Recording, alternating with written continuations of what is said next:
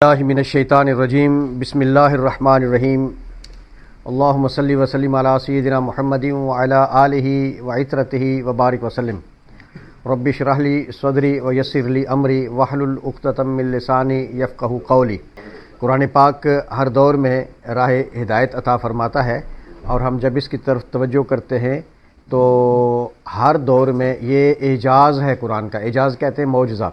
یہ قرآن کا معجزہ ہے کہ ہر دور کا بندہ سمجھتا ہے کہ یہ تو میرے لیے ہی بات ہے، حالانکہ 1400 سال پہلے نازل ہوا اور پہلی باتیں بھی بتائیں قرآن نے۔ اور پہلی باتیں کیا تھیں؟ وہ آدم علیہ السلام سے لے کر کے اس دور کی بھی باتیں ہوئیں، اور یہ ہے کلام الہی کا کمال۔ کلام الہی کا کمال یہ ہے کہ یہ کلام ہمیں یہ بتا رہا ہے کہ آج 1400 سال گزرنے کے بعد آج جب ہم قرآن کو کھولتے اور پڑھتے ہیں تو پتہ چلتا ہے کہ یہ قرآن میرے لیے ہی تو بات کر رہا ہے۔ اور جب آج سے ہزاروں سال بعد جب تک دنیا قائم ہے لوگ قرآن کھولیں گے، پڑھیں گے، قرآن اس وقت محسوس ہوگا کہ ان کے حالات کے مطابق ان سے بات کر رہا ہے۔ اب یہ جو علماء کرام کو اللہ نے یہ مقام اور مرتبہ عطا کیا ہے کہ وہ قرآن پاک کے مفاہیم اور مطالب اس دور کے تقاضوں کے مطابق ہم آہنگ کر کے تو لوگوں کو پیش کرتے ہیں تاکہ اس دور کے تقاضوں کے مطابق انہیں بات کی سمجھ آ جائے۔ تو چونکہ قرآن قیامت تک کے لیے ہے، لہٰذا یہ قرآن قیامت تک کے مسائل پر ڈسکشن کرتا ہے۔ سورہ بقرہ کے رکوع نمبر 23 کا آغاز کرنے جا رہے ہیں، یعنی دوسرے سپارے کا 8واں رکوع آج شروع ہونے جا رہا ہے، اور یہ آیت نمبر 189 ہے، اور اس سے اس کا آغاز ہونے جا رہا ہے۔ فرمایا یسألونک عن الأہلہ قل ہی مواقیت للناس والحج ولیس البر بأن تأتوا البیوت من ظہورها ولکن البر من اتقى واتوا البیوت من ابوابها واتقوا اللہ لعلکم تفلحون۔ لوگ آپ سے نئے چاند کے بارے میں سوال کرتے ہیں۔ اب یہ مسئلہ very relating with our situation, جو ابھی ریسنٹلی عید گزری ہے تو اس حوالے سے ہے، تو یہ ہمارے ساتھ اس کا بڑا ایک گہرا تعلق ہے، اور اس پر ہم بات کریں گے انشاءاللہ۔ یسألونک عن الأہلہ، لوگ آپ سے ہلال کے بارے میں کوشچن کرتے ہیں، یعنی ہلال کیا ہے؟ لحال نیا چاند کو کہتے ہیں۔ فرمایا قل، اے میرے محبوب علیہ الصلوۃ والسلام ان سے کہہ دیں یا مواقیت للناس، یہ لوگوں کے لیے ٹائم ٹیبل ہے۔ مواقیت کہتے ہیں ٹائم ٹیبل کو، یہ ٹائم ٹیبل کے لیے ہے، یعنی جنتری آپ جس کو کہیں گے، یا آپ اس کو کیا کہیں گے، کیلنڈر کہیں گے جس کو۔ والحج، اور یہ حج کو معلوم کرنے کے لیے ایک ٹائم ٹیبل اس بتاتا ہے۔ ولیس البر بأن تأتوا البیوت من ظہورها ولکن البر من اتقى، اور یہ کوئی نیکی نہیں ہے کہ تم لوگ دروازوں کے پیچھے سے واپس آؤ، بلکہ نیکی یہ ہے کہ اب تقوی اختیار کرو۔ واتوا البیوت من ابوابها، اور دروازوں کی طرف سے گھر کے اندر آیا کرو۔ واتقوا اللہ لعلکم تفلحون، اور تم اللہ کا ڈر اختیار کرو تاکہ تم کامیاب ہو سکو۔ پہلی بات تو یہ ہے کہ ہم اہلہ پہ بات کریں گے کہ حضور علیہ الصلوۃ والسلام سے لوگ پوچھتے تھے کہ یہ چاند کبھی چھوٹا سا لکیر سی نظر آتی ہے، پھر بڑا ہوتا ہے، پھر اسے بڑا ہوتا ہے، پھر ماہ کامل بن جاتا ہے، پھر گھٹنا شروع ہو جاتا ہے، تو یہ کیا ہے؟ تو چاند تو ایک ہی طرح نظر آنا چاہیے، تو اس طرح کیوں ہے؟ تو آقا علیہ الصلوۃ والسلام اس کا انہیں جواب نہیں ارشاد فرماتے تھے۔ اب حضور کا جواب ارشاد نہ فرمانا یہ تھا کہ لوگ ریسرچ کریں، تحقیق کریں کہ یہ کیوں اس طرح ہے۔ حالانکہ بات تو سیدھی سی ہے کہ اللہ کے نبی علیہ الصلوۃ والسلام ان کو کہتے بھئی یہ جب چاند لکیر سی ہوتی ہے تو وہ اتنے ٹائم کا ہوتا ہے، جب بڑا ہوتا ہے تو اتنے ٹائم کا ہوتا ہے، تو اس طرح کر کے 14ویں کا چاند جو ہے وہ ماہ کامل بن جاتا ہے، اور پھر اس کے بعد گھٹنا شروع ہو جاتا ہے، تو پھر ایک مہینہ۔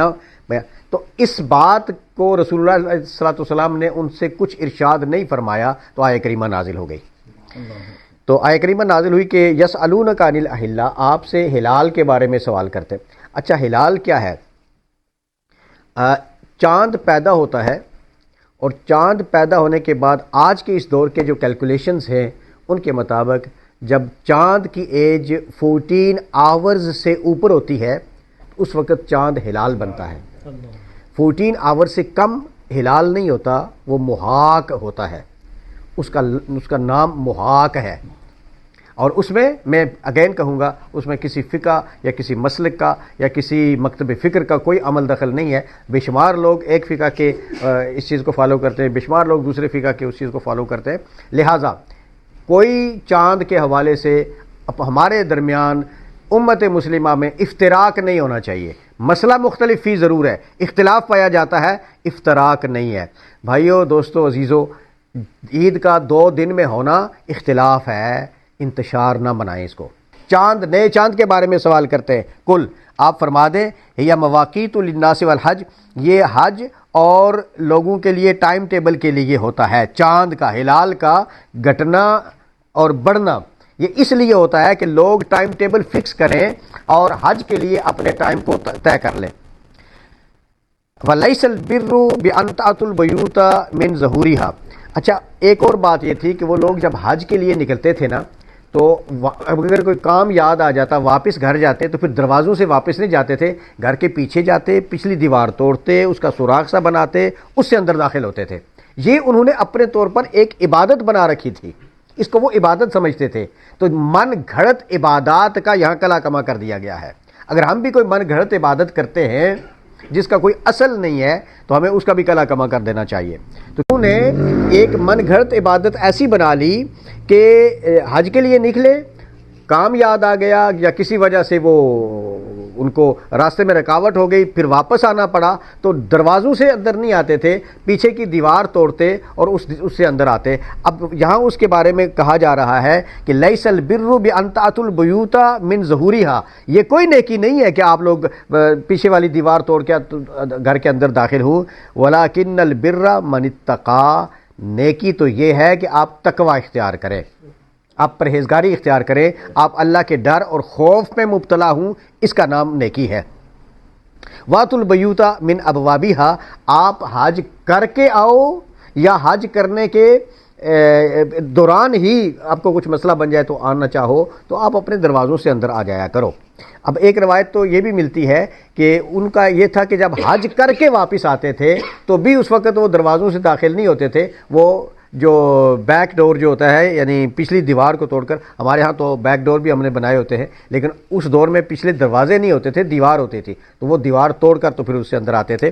تو فرمایا کہ ایسی صورتحال میں یہ کوئی نیکی نہیں ہے. وَأْتُوا الْبُيُوتَ مِنْ أَبْوَابِهَا. اپنے دروازوں سے اپنے گھر کے اندر آیا کریں. وَاتَّقُوا اللَّهَ. اور اللہ سے ڈریں. لَعَلَّكُمْ تُفْلِحُونَ. تاکہ اللہ پاک آپ پر رحم کرے. اچھا، چونکہ اب جو بیان ہوا ہے اس میں اب صوم کے بعد حج بیان ہوا اور حج کے بعد ابھی جو بیان ہوا ہے یہ مواقیت کے حوالے سے، ٹائم ٹیبل کے طے کرنے کے حوالے سے بات ہوئی ہے. اب جو آگے والی آیہ کریمہ آ رہی ہے، اس آیہ کریمہ پر ہمارے اوپر بے شمار اعتراضات ہوتے ہیں اور ان اعتراضات کی وجہ سے آج امت مسلمہ بہت زیادہ پرابلم کا شکار ہے اور ان کو ہائی لائٹ کر کے تو امت مسلمہ کو پرابلم میں ڈالا گیا ہے. وہ یہ ہے کہ مسلمانوں کو حکم دیا گیا ہے کہ قتال کرو، ان کو مارو اور ان کی جان مال کا خاتمہ کرو اور یہ کرو اور وہ کرو. اب جن حالات میں، جس سینیریو میں مسلمانوں کو قتال کا یا جہاد کا حکم دیا گیا، وہ حالات اور وہ سینیریو کیا تھا؟ وہ حالات یہ تھے کہ امت مسلمہ رسول اللہ علیہ السلام کو تو اپنے گھر سے نکال دیا گیا تھا. کون وہ انسان ہے، وہ جگہ، وہ گھر. اور آقا علیہ السلام کہتے ہیں کہ جس وقت آپ نے ہجرت فرمائی تو آپ ایک قدم چل کے پھر مڑ کے کعبے کی طرف دیکھتے تھے. آج آپ اور میں جب جاتے ہیں تو کعبے سے جب ہم رخت سفر باندھتے ہیں تو ہماری حالت کیا ہوتی ہے؟ آپ یقین کریں، پہلی دفعہ لٹرلی میری چیخیں نکلی تھیں. میں سنبھالنے کی کوشش کر رہا تھا لیکن مجھے جس طرح بندے کی چیخ نکلتی ہے نا، لیکن ایک سہارا تھا، ایک آسرا تھا کہ میں مدینے جا رہا ہوں. اب مدینے کے سہارے نے میری ڈھارس بندھائی کہ میں کعبے سے جدائی برداشت کر لوں. ادروائز کعبے سے جدائی یا کعبے سے رخت سفر باندھنا آسان بات نہیں ہوتی. یہ تو میری بات ہے جو کعبے کو کئی وقتوں کے بعد کعبہ گیا، جو پیدا کعبے کے سامنے ہوا، جس نے اپنی زندگی کے نشیب و فراز کعبے میں گزارے، جو کعبے کے ساتھ اتنا اٹیچ رہا کہ کعبہ ہی ان کی اصل رہا. رسول اللہ علیہ السلام ان کو وہاں سے جب نکالا گیا تو ان کی کیفیت کیا ہوئی ہوگی؟ یہ الفاظ ملتے ہیں کہ رسول اللہ 2 قدم آگے کرتے پھر کعبے کی طرف دیکھتے، پھر 2 قدم ڈالتے پھر کعبے کی طرف دیکھتے. اور آقا علیہ السلام نے کہا، اے اللہ، مجھے تو تیرا کعبہ پسند تھا، یہ تیرے کعبے والے مجھے یہاں رہنے نہیں دیتے، اور مجھے وہ جگہ دکھا دے جو تجھے مجھے یہ پسند تھا لیکن جو جگہ تجھے پسند ہے نا میرے مالک وہ مجھے دکھا دے. تو اللہ پاک نے پھر حضور علیہ الصلوۃ والسلام کو کھجوروں کی بستی دکھائی تھی جس کو مدینہ طیبہ کہتے ہیں. تو کعبہ رسول اللہ کی پسند ہے اور مدینہ اللہ کی پسند ہے.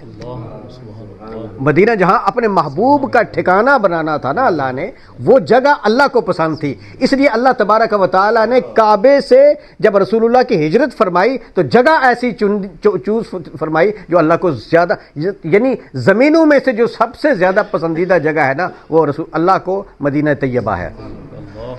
اب یہاں ایک اور بات ہے، ہم یہ مقابلہ اور موازنہ کرنا ہماری عادت بن چکی ہوئی ہے. کبھی ہم کہتے ہیں کہ یہ افضل ہے یا یہ افضل ہے. افضل مفضول کی بات نہیں ہوتی.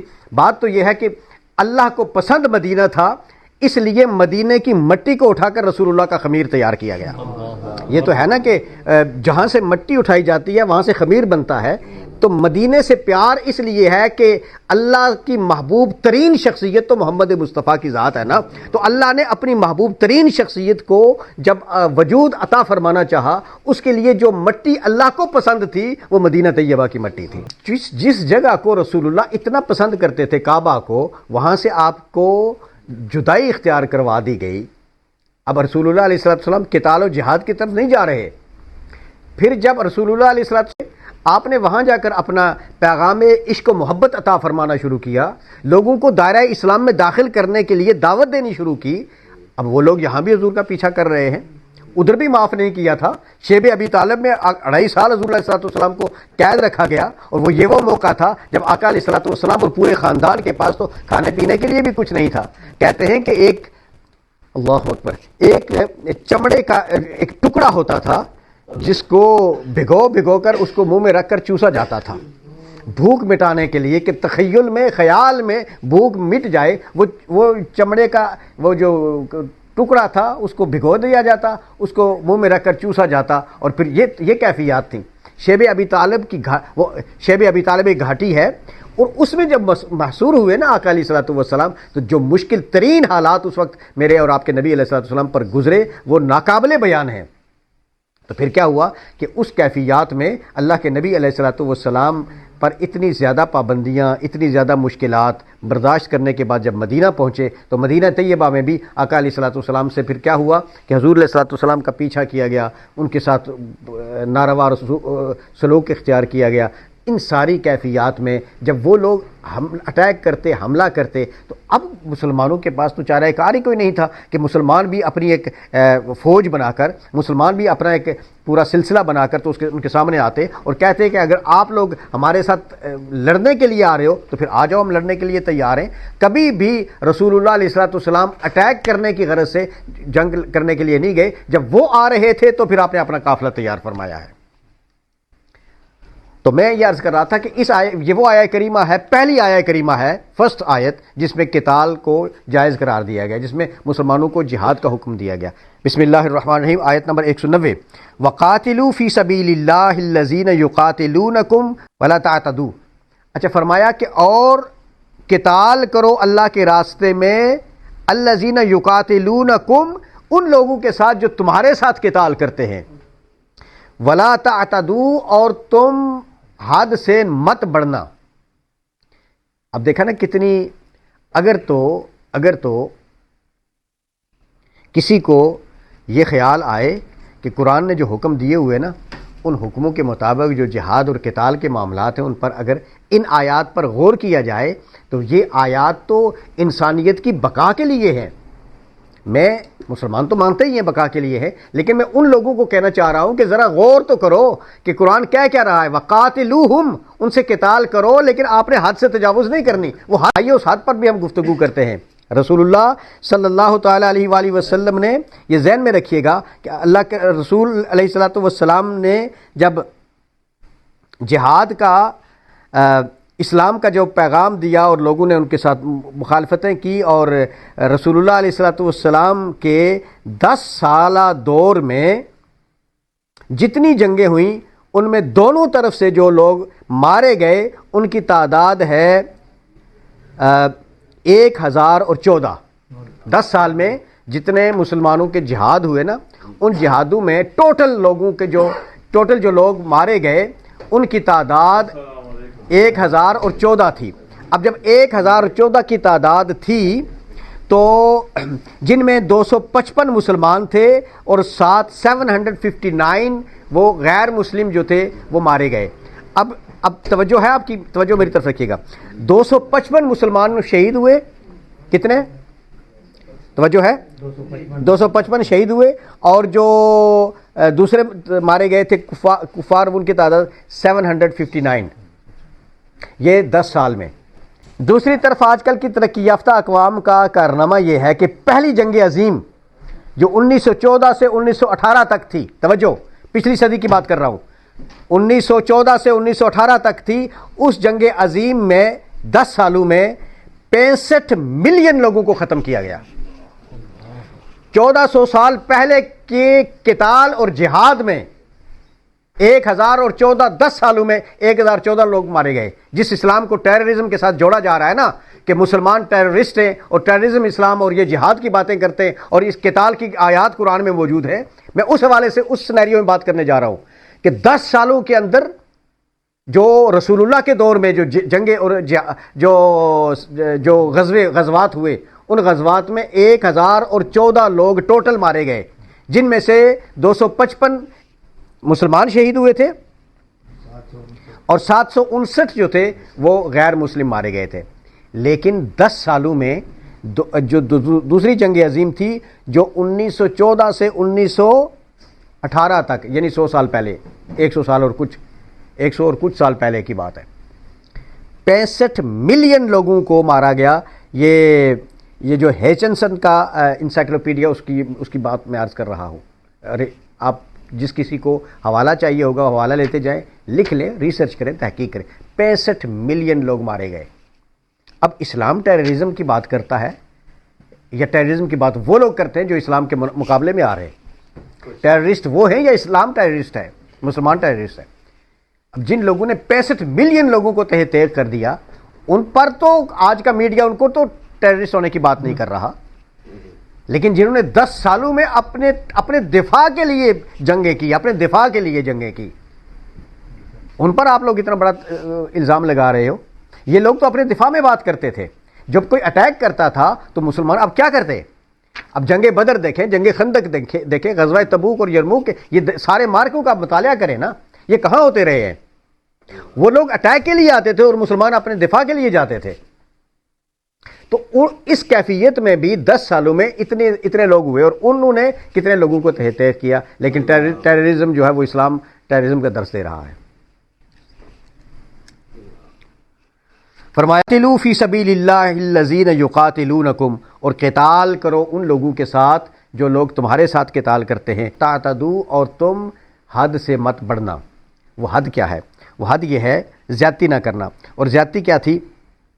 وہ یہی تھی کہ تم لوگ جو فضول مطلب ہے، جو لوگ آپ کے ساتھ لڑائی کے لیے نہیں آئے ان کو کچھ نہیں کہنا، بچوں کو نہیں مارنا. یہ رسول اللہ علیہ السلام جب جہاد پہ لوگ جاتے تھے نا تو آپ لوگ ان کو بتاتے ہوتے تھے بچوں پہ تلوار نہیں اٹھانی، عورتوں پہ تلوار نہیں اٹھانی، ضعیفوں پہ تلوار نہیں اٹھانی. یہ تو پابندی ہوتی تھی.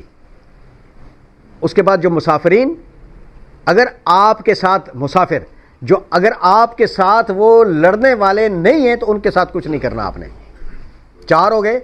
اور 5ویں چیز، فصلیں تباہ نہیں کرنی. درخت جو پھلدار درخت ہیں ان کو نہیں اجاڑنا.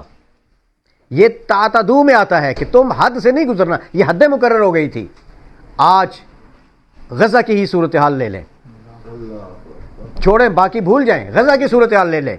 آج جو انسانیت کے علم بردار بنے بیٹھے ہیں، جو کہتے ہیں کہ اسلام تو ٹیررزم کا درس دیتا ہے، وہ قتال کی بات کرتا ہے، وہ جہاد کی بات کرتا ہے، اور ہم بہت زیادہ انسانیت کے حامی اور ہمدرد ہیں.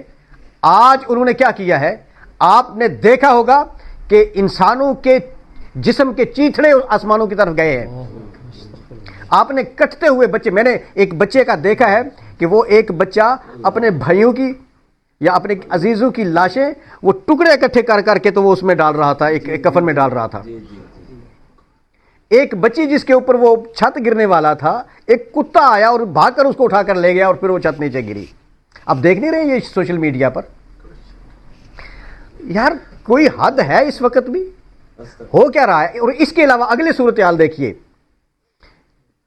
ہاسپٹلز کو نشانہ بنایا جا رہا ہے آج کے اس دور میں، ہاسپٹلز کو نشانہ بنایا جا رہا ہے آج کے اس دور میں، سکولز کے بچوں کو مارا گیا ہے، سکولز، ہاسپٹلز، اور پھر عمارتیں سب تباہ و برباد ہو گئی، کوئی وہاں کھانے پینے کی چیز نہیں پہنچائی جا رہی۔ رسول اللہ علیہ السلام فرما رہے ہیں اگر کفار کا درخت بھی پھلدار ہے نا تو اس سے کوئی کافر ہی کھائے گا، لیکن تم نے اس پھلدار درخت کو کچھ نہیں کہنا، یہ نہیں کہ ان کا درخت ہے، نہیں نہیں نہیں نہیں، اس سے کوئی انسان کھائے گا۔ اس نبی کی امت کے ساتھ ظلم ہو رہا ہے جس نبی کی کیفیت یہ تھی کہ حاتم طائی کی بیٹی آئی، سر سے چادر اتری، رسول اللہ نے اپنی چادر اس کو آگے بڑھائی، یہ چادر رکھو۔ کسی نے عرض کیا یا رسول اللہ کافر کی بیٹی ہے، میرے نبی نے کہا کافر کی بیٹی ہے لیکن ہے تو بیٹی نا، محمد کسی بیٹی کا سر ننگا نہیں دیکھ سکتا۔ میرے نبی نے اگر حاتم طائی کی بیٹی کو چادر عطا فرمائی تھی تو میں اس موقع پر اگر میرا پیغام پہنچے تو میری قوم کی ملت اسلامیہ کی بیٹیاں جب سر سے چادر اتارتی ہیں تو ان کو میرے نبی پسند کریں گے کیا؟ ان کے ننگے سر کو رسول اللہ پسند نہیں کریں گے۔ رسول اللہ کو تو بچیوں کا ڈھانپا ہوا سر چاہیے، وہ تو حاتم طائی کی بیٹی کے سر پہ بھی چادر رکھنے والا نبی ہے، وہ نبی جس نے درس اور سبق یہ دیا ہے کہ آپ نے کیا کرنا ہے۔ اس کی امت پر ظلم ہو رہا ہے کہ جس نے تو دشمنوں کے ساتھ بھی محبت کا روا رکھی تھی۔ تو فرمایا وَقَاتِلُوهُمْ فِي سَبِيلِ اللَّهِ الَّذِينَ يُقَاتِلُونَكُمْ، ان لوگوں کے ساتھ قتال کرو جنہوں نے آپ کے ساتھ قتال کیا ہے، وَلَا تَعْتَدُوا، اور حد سے نہیں بڑھنا، إِنَّ اللَّهَ لَا يُحِبُّ الْمُعْتَدِينَ، قرآن کہہ رہا ہے اللہ ان لوگوں کو جو حد سے آگے بڑھتے ہیں ان کو پسند نہیں کرتا۔ حضرات محترم، رسول اللہ علیہ السلام کے دور میں، اب اسی کے اس ضمن میں یہ عرض کرتا چلوں کہ جو مسلمانوں نے مدافعت میں تلوار اٹھائی، جنگ بدر کہاں ہوئی تھی؟ مدینے سے 30 میل کے فاصلے پر، جنگ احد 12 میل کے فاصلے پر، جنگ احزاب مدینے کے دروازے پر، پہلی تین جنگیں ہیں نا، جنگ بدر، جنگ احد اور جنگ احزاب، اور تینوں انہوں نے اٹیک کر کے نہیں، وہ اٹیک کرنے کے لیے آئے تھے۔ پہلی تینوں جنگیں جو مسلمانوں نے لڑی تھیں ان میں سے پہلی جنگ کہاں ہوئی تھی؟ مدینے سے 30 میل کے فاصلے پر، بدر کے مقام پر، اور دوسری جو ہے وہ 7 میل کے فاصلے پر۔ تو یہ جنگیں جو اللہ کے نبی علیہ السلام کو جو اجازت دی گئی نا، وہ ان جنگوں کی اجازت تھی۔ ان جنگوں کی موجودگی میں مسلمان اپنے دفاع کے لیے تھے، اپنی مدافعت کرنے لگے تھے، اس لیے یہ صورتحال تھی۔ حضرات محترم، آگے کیا فرمایا؟ وَاقْتُلُوهُمْ حَيْثُ ثَقِفْتُمُوهُمْ، اور ان کفار کے ساتھ جہاد قتال کرو جہاں بھی انہیں پاؤ، چونکہ انہوں نے آپ کے ساتھ زیادتیاں کی ہیں۔ وَأَخْرِجُوهُمْ مِنْ حَيْثُ أَخْرَجُوكُمْ، اور نکالو انہیں وہاں سے جہاں سے تم کو نکالا گیا، جس طرح تمہیں نکالا گیا اس طرح تم بھی ان کو نکالو، یعنی ان سے تم نے بڑھنا نہیں ہے، جس طرح نے کہ انہوں نے آپ سے معاملات کیے آپ بھی اس طرح ان کے ساتھ معاملات کرو۔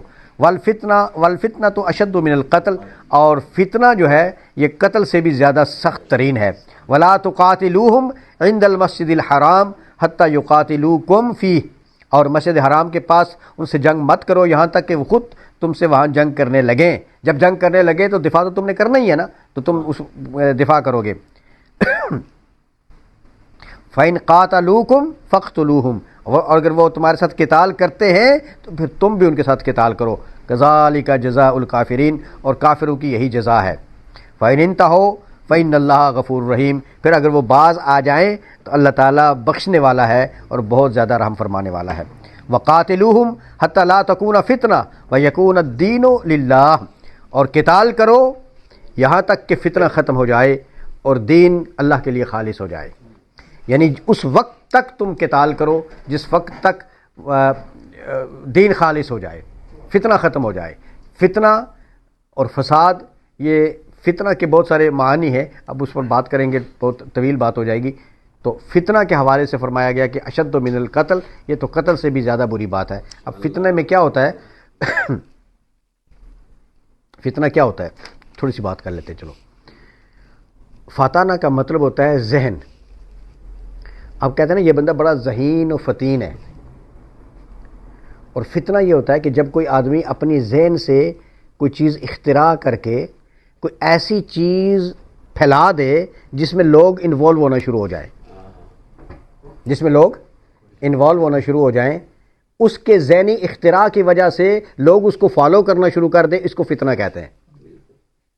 اب میں ایک ریسنٹ ماحول میں آپ کو بتاؤں گا کہ جیلم سے ایک صاحب ہیں، ان کا نام ہے جی انجینئر صاحب، وہ ایک فتنہ ہیں، چونکہ وہ اس نے اختراع کی ہیں کچھ باتیں، اور انفارچونیٹلی یہ 2010 کی بات میں عرض کرنا چاہیے، 8 9 10 کی بات ہے کہ کم از کم جو دیوبندی بریلوی اختلافات ہیں وہ آخری حدوں تک پہنچ چکے تھے، آخری سانسیں لے رہے تھے، اختلافات ختم ہو چکے تھے، اور آج بھی الحمدللہ ٹھنڈی ہوائیں آ رہی ہیں کہ مفتی منیب الرحمان صاحب اور مفتی صاحب جو ہیں تقی عثمانی صاحب، وہ اکٹھے فیصلے کر کے تو اس کو ہائی لائٹ کرتے ہیں۔ الحمدللہ یہ ہمارے لیے ایک اچھا شگون ہے مسلمانوں کے لیے، اور احناف حنفیوں کے لیے اسپیشلی۔ تو یہ وہ دور ایسا تھا کہ جس دور میں یہ جو فتنہ تھا نا، یہ جو اختلافات والے معاملات تھے، یہ بند ہوتے جا رہے تھے۔ اب اسی دور میں یہ بندہ پیدا ہوا سے مراد یہ ہے کہ اس دور میں زیادہ تھوڑا سا کام اس نے شروع کر دیا، اور کام شروع کر دیا اس نے۔ اب وہ کام پھیلنا شروع ہوا اور لوگ اس کو فالو کرنا شروع ہوئے۔ اب وہ جو اس کی جو ایسی باتیں تھیں، ایسی لینگویج تھی جس کو آپ بازاری اور گھٹیا ترین لینگویج آپ کہہ سکتے ہیں، جس لینگویج سے کوئی صحابی نہیں بچا، کوئی رسول اللہ کی شان میں اس نے گستاخیاں کی ہیں، صحابہ کرام کی شان میں اس نے گستاخیاں کی ہیں، اولیاء کاملین کے بارے میں اس نے مغلظات بکے ہیں، اور اس کے علاوہ امت کا کوئی بندہ اس نے نہیں چھوڑا۔ یعنی پوری دنیا میں شیعہ بھی غلط، اہل حدیث بھی غلط، دیوبندی بھی غلط، بریلوی بھی غلط، اگر دنیا میں کوئی سچا تھا وہ صرف انجینئر صاحب ہے۔ تو اب کیا ہوا کہ اس نے بات یہ تھی کہ دیکھیں نا، مفتن ذہن جو ہوتے ہیں نا، وہ جو فتنہ انگیز قسم کے ذہن ہوتے ہیں، وہ اس طرح کی باتوں کو پسند کرتے ہیں اور لے کے آگے جاتے ہیں۔ کہا گیا ہے کہ والفتنہ تو اشد من القتل، یہ فتنہ جو ہے نا یہ قتل سے بھی بڑھ کر ہے، اس سے بچنا چاہیے۔ تو فتنہ کی سناریو میں آپ کی خدمت میں گزارش کر دی ہے۔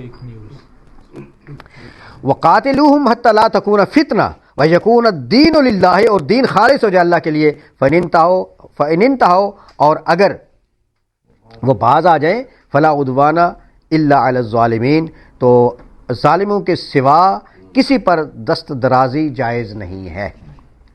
آگے فرمایا آیات نمبر 194 ہے 194، الشہر الحرام بالشہر الحرام والحرمات قصاص فمن اعتدى علیکم فاعتدوا علیہ بمثل ما اعتدى علیکم واتقوا اللہ واعلموا ان اللہ مع المتقین۔ فرمایا حرمت والے مہینے کا بدلہ حرمت والا مہینہ ہے، اور ساری حرمتوں کا لحاظ برابری کے ساتھ ہونا چاہیے۔ فمن اعتدى علیکم، جو شخص تم پر زیادتی کرے تم بھی اس پر اتنی ہی زیادتی کر لو جتنی اس نے تم پر زیادتی کی ہے۔ واتقوا اللہ واعلموا، اللہ سے ڈرتے رہو اور جان لو ان اللہ مع المتقین، اللہ تبارک و تعالی متقین کے ساتھ ہے۔ اچھا، یہ ہوتا تھا کہ قبائل عرب جو ہے وہ اکثر جو ہے ایک دوسرے کے ساتھ برسر پیکار رہتے، جنگ اور جدال ہر مہینے میں اس طرح ہوتا۔ لیکن جب وہ اشہر الحرم آتے نا، کچھ ایسے مہینے تھے جن مہینوں کا وہ احترام کرتے تھے، اور وہ تھے محرم، رجب، ذوالقعدہ اور ذوالحج، یہ 4 مہینے جن کو اشہر الحج بھی کہا گیا ہے۔ ان مہینے میں وہ لوگ زیارت کعبہ کے لیے آتے تھے، کعبے کی زیارت کرتے تھے، اور کعبے کی زیارت تو ہر قوم میں رہی ہے نا، پچھلے دور کے لوگ بھی کعبے کی زیارت کرتے تھے، اور ایون کہ ان کے اپنے اپنے کنسپٹس تھے۔ کچھ لوگ طواف کرتے ہوئے بالکل وہ ننگی کیفیت میں آ کر تو کعبے کے سامنے طواف کرتے تھے، کچھ لوگ جو ہے وہ اپنے اونٹوں پہ بیٹھ کر طواف کرتے تھے، کچھ یعنی ڈیفرنٹ ان کے اپنے اپنے طریقہ کار تھے طواف کے۔ تو ہر دور میں ہر امت جو ہے کعبہ مرکز رہا ہے سب کا، سب امتوں کا، آدم علیہ السلام سے لے کر آج تک کعبہ جو ہے وہ مرکز ہے ساری امتوں کا، اور اپنے اپنے طور پر اس کا کعبہ شریف کا احترام کرتے۔ تو اب یہ کہا گیا کہ جب وہ زیارت کعبہ کے لیے آتے محرم، رجب، ذوالقعدہ اور ذوالحج میں، تو ان 4 مہینوں کا احترام کرتے، اور ان میں جند و جدال نہیں کرتے، اور زائرین کعبہ امن و امان کے ساتھ جو ہے وہ اپنا سفر جاری رکھ سکتے تھے۔ لیکن ذوالقعدہ 6 ہجری میں جب مسلمان زیارت کعبہ کے لیے گئے تو اہل مکہ نے حدیبیہ کے مقام پر مسلمانوں کو روکا اور آئندہ سال آنے کی اجازت دی۔ چنانچہ ذوالقعدہ 7 ہجری میں جب مسلمان دوبارہ زیارت کعبہ کے لیے گئے تو کفار نے جنگ کی تیاری شروع کر دی۔ اس پر اللہ تعالیٰ نے مسلمانوں کو ارشاد فرمایا کہ حرمت والے مہینے سب کے لیے برابر ہیں، اگر کفار ان کا احترام کریں تو تم بھی کرو، اور اگر وہ پاس نہ کریں تو تم بھی ان کے ساتھ تمہارے ساتھ جنگ شروع کر سکتے ہو، مدافعت کے لیے تم تیار ہو جاؤ۔ تو اللہ نے یہ کہا ہے کہ اگر ان مہینوں میں الشہر الحرام و بشہر الحرام کا مطلب یہ ہے کہ اگر وہ ان کا احترام کرتے نا ان مہینوں کا تو تم بھی کرو، اگر وہ نہیں کرتے تو تمہیں اجازت ہے، تم ان کے ساتھ قتال کر سکتے ہو۔ فرمایا، پھر ٹرانسلیشن پر غور کرتے ہیں، الشہر الحرام و بشہر الحرام، حرمت والے مہینے کا بدلہ حرمت والا مہینہ ہے، والحرمات و قصاص، اور ساری حرمتوں کا لحاظ برابری کے ساتھ ہونا چاہیے۔ بات سمجھے نا، یہ بات سمجھ آ رہی نا جی؟ فمن اعتدى علیکم فاعتدوا علیہ بمثل ما اعتدى علیکم، اور جو تم پر زیادتی کرے اس پر ایسی ہی زیادتی کرو جیسی اس نے تم پر کی ہے۔ واتقوا اللہ، اور تم اللہ سے ڈرتے رہو۔ وَاعْلَمُوا، اور جان لو، ان اللہ مع المتقین، اللہ تبارک و تعالی متقین کے ساتھ ہے۔ وَأَنفِقُوا فِي سَبِيلِ اللَّهِ وَلَا تُلْقُوا بِأَيْدِيكُمْ إِلَى التَّهْلُكَةِ، اللہ کی راہ میں خرچ کرو اور اپنے آپ کو ہلاکت میں نہ ڈالو۔ اب یہاں سے ایک یہ ثابت ہوتا ہے کہ اللہ کی عطا کردہ دولت میں سے خرچ کرنا چاہیے، اور جو خرچ نہیں کرتا وہ اپنے آپ کو ہلاکت میں ڈالتا ہے۔ اس آیت کریمہ کے حوالے سے اللہ نے کیا عطا خرچ کرنا ہے، تو اللہ کی عطا میں جتنی چیزیں ہیں نا، ہم جب سورہ بقرہ پڑھی تھی، شروع کی تھی، ذالک الکتاب لا ریب فیہ ھدی للمتقین الذین یؤمنون بالغیب ویقیمون الصلاۃ ومما رزقناہم ینفقون، جو کچھ ہم نے ان کو دیا ہے اس میں سے وہ خرچ کرتے ہیں۔ تو جو اللہ نے دیا اس میں سے خرچ کرنا، توجہ ہے رکھیے گا اس بات پر، بڑی امپورٹنٹ بات ہے۔ ہم یہ سمجھتے ہیں کہ 10 پاؤنڈ 20 پاؤنڈ 2000 پاؤنڈ دے دیے، یہ ہم نے خرچ کر دیا ہے۔ اب خرچ کرنا کیا ہے؟ اللہ کی راہ میں جو اللہ نے دیا ہے وہ خرچ کرنا۔ اس میں آپ کو علم دیا ہے اللہ نے، آپ اپنا علم اللہ کی راہ میں خرچ کریں۔ آپ کو اگر اخلاق کے اعلیٰ مرتبے پہ فائز کیا گیا ہے تو آپ اپنے اخلاق کی کیفیات بانٹیں۔ میں ایک بات اکثر کہا کرتا ہوں کہ ہمارے کردار سے اخلاق محمدی کی خوشبو آنی چاہیے۔